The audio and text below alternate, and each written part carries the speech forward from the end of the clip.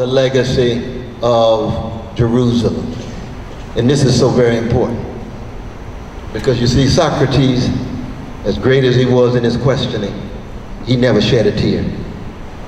Socrates never cried.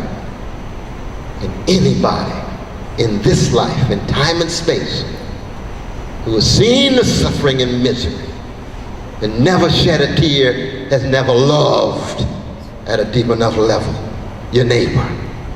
You can love abstract principles.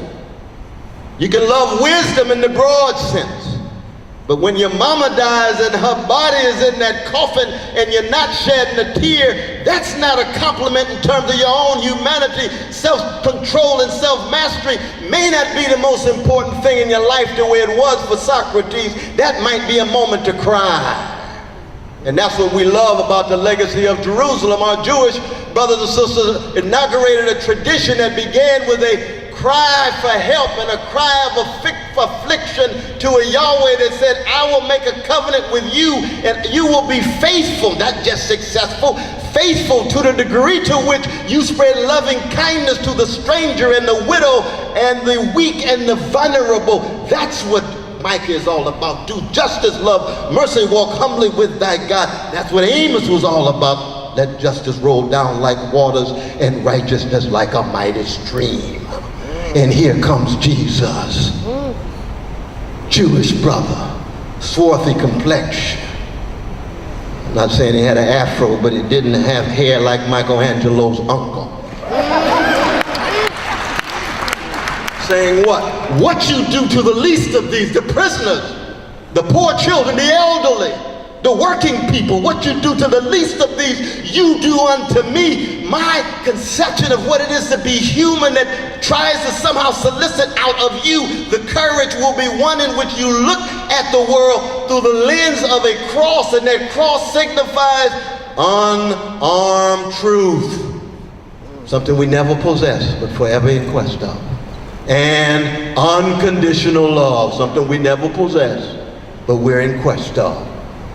Muhammad, Islam, mercy, building on Judaism, building on Christianity. But we know dominant institutional manifestations of Judaism, of Christianity and Islam, oftentimes characterized by too much indifference toward poor people,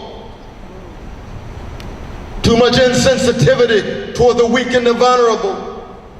Like Dostoevsky's Grand Inquisitor, this is too hard.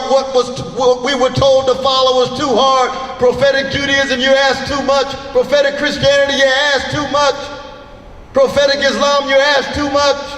So what do? We have revolutionary Muslims like Malcolm X, demonized, hated, not just by white brothers and sisters. Black folks scared of him. How come? So many black folk full of fear, intimidated, scared in the face of the powers that be.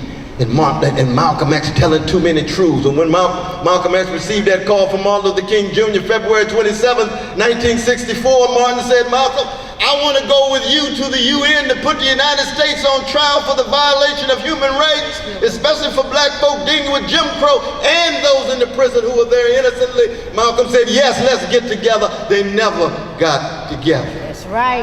Can you imagine what the history would have been like if they had got together?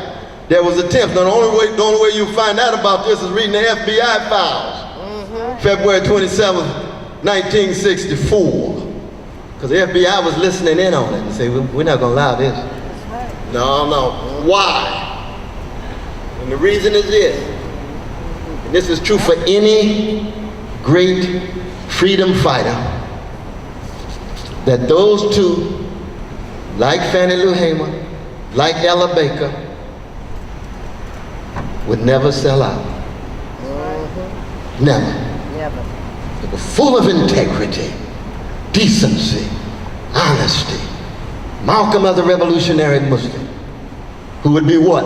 Highly critical of dominant forms of Islam. Martin Luther King Jr., when he was shot down like a dog, 72% of Americans against him. 55% of black folk against him. Is that Brother Joe Schwartz? Yes, it is. Oh, good to see you. Love you, Brother Joe. No, good to see you. Good to see you. I just noticed it. Indeed. My dear brother, Democratic Social America. Good to see you. Martin Luther King Jr., 72% of Americans disapprove. 55% of black people disapproved of Martin.